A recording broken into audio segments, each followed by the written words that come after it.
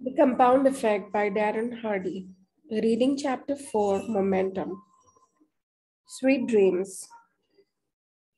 In the evening, I like to cash out, something I learned from waiting tables in my youth. Before we could go home, we had to cash out, meaning turn in all our receipts, credit card slips, and cash.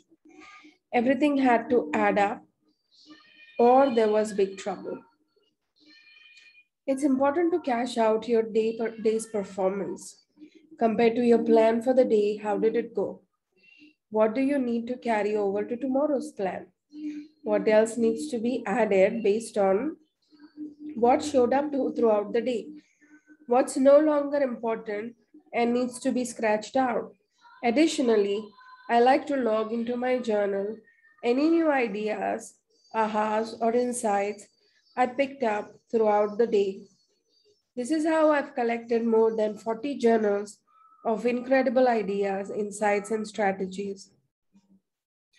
Finally, I like to read at least 10 pages of an inspirational book before going to sleep. I know the mind continues to process the last information consumed before bedtime, so I want to focus my attention on something constructive and helpful in making progress with my goals and ambitions. That's it.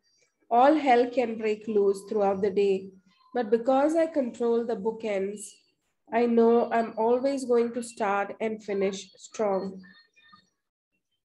Shake it up.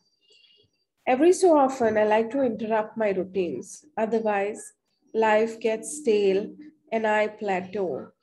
An easy example is working out with weights.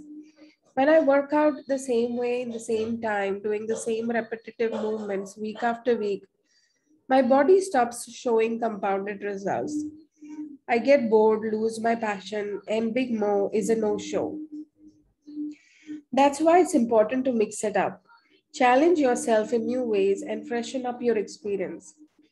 Right now, I'm working on adding more adventure into my life. I set weekly, monthly, and yearly goals to do something I wouldn't normally do. Most of the time, it's nothing earth shattering,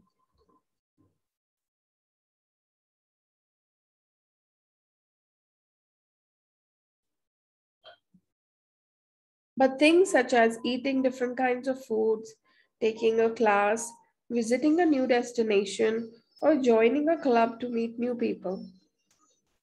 This change of pace makes me feel alive, helps recapture my passion, and offers me opportunity for fresh perspectives. Look at your routines. If something that used to energize you has become same old, or is no longer generating powerful results, switch it up. Getting into a rhythm, finding your new groove. Once your daily disciplines have become a routine, you want the succession of those steps to create a rhythm. When your disciplines and actions jive into a regular weekly, monthly, quarterly, or yearly rhythm, it's like laying a welcome mat at the front door of Big Mo. It's like the wheels of a steam locomotive. At a standstill, it takes very little to keep it from moving forward. A 1 inch block of wood placed under the front wheel will do the job. It takes an incredible amount of steam to get the pistons to move and cause a series of connections that get the wheels to budge. It's a slow process. But once the train starts rolling, the wheels get into rhythm. If the pressure remains consistent, the train gains momentum, and watch out. At 55 miles an hour, that train can crash through a 5 foot steel reinforcing concrete wall and keep going. Envisioning your success as an unstoppable locomotive may help you stay enthusiastic about getting into your own rhythm. Along with my daily rhythms, I also plan ahead. For instance, in looking again at keeping the goal of deepening the love and intimacy of my marriage, I designed a weekly, monthly, and quarterly rhythm schedule. Doesn't sound too romantic, I know, but maybe you've noticed that even when something's a high priority for you, if it isn't scheduled on your calendar, it often doesn't happen, right? Certainly not with the regularity you'll need to get into any kind of rhythm. Here's how it works. Every Friday night is date night, and Georgia and I go out or do something special together.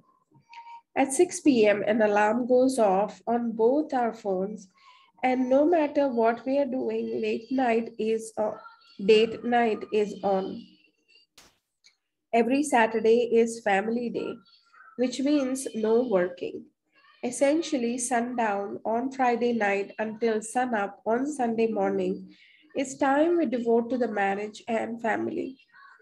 If you don't create these boundaries, one day has a tendency to flow into the next. Unfortunately, the people who get shoved aside are often the most important. Every Sunday night, also at 6 p.m., we have our RR, which is relationship review. This is a practice I picked up from relationship experts Linda and Richard Ayer during an interview I did with them for our October 2009 Success audio series. During this time, we discuss the previous week's wins, losses, as well as the adjustments we need to make in our relationship. We start the conversation by telling each other a few things we have appreciated about the other during the previous week. It's helpful to start with the good stuff. Then, using an idea I picked up from my interview with Jack Canfield, we ask each other, on a scale of 1 to 10, 10 being the best, how would you rate our relationship this week? This gets the discussions of wins and losses flowing. Oh boy. Then we discuss the adjustments that need to be made through this follow up question. What would it take to make your experience a 10? By the end of the discussion, both of us feel heard and validated, and we have made our observations and wishes clear moving into the next week. This is an incredible process. I highly recommend it if you dare. Every month, Georgia and I schedule something unique and memorable. Jim Rohn taught me that life is simply a collection of experiences. Our goals should be to increase the frequency and the intensity of good experiences. Once a month, we try to do something that creates an experience that has some memorable intensity. It could be driving up to the mountains, going on an adventurous hike, driving up to Los Angeles to try a new fancy restaurant, going sailing in the bay, whatever. Something out of the ordinary that has heightened experience and creates an indelible memory. Once a quarter, we plan a 2 to 3 day getaway. I like to do a quarterly review of all my goals and life patterns, and this is a great time to do a deeper check in on how things are going in our relationship. Then we have our special travel vacation, plus our holiday traditions and our New Year's hike and goal setting ritual. You can see that once all this is scheduled, you no longer have to think about what you need to be doing. Everything happens naturally. We've created a rhythm that gives us momentum.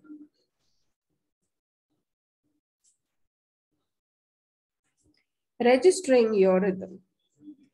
I want to share with you something I created myself that helps me keep track of the rhythm of a new behavior.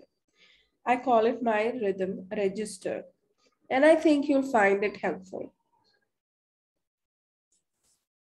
If you want to drink more water or take more steps each day or acknowledge your spouse more affectionately, whatever behavior you've decided you need to move forward your goal, you'll want to track it to make sure you are establishing a rhythm. You can download a copy of the document for free at www.thecompoundeffect.com/free. The weekly rhythm register, along with the weekly plan, do review and improve process is an integral part of the living your best year ever achievement management system. Obtain your copy at www.success.com/best year ever. Thank you for listening to The Compound Effect. I will continue to read tomorrow.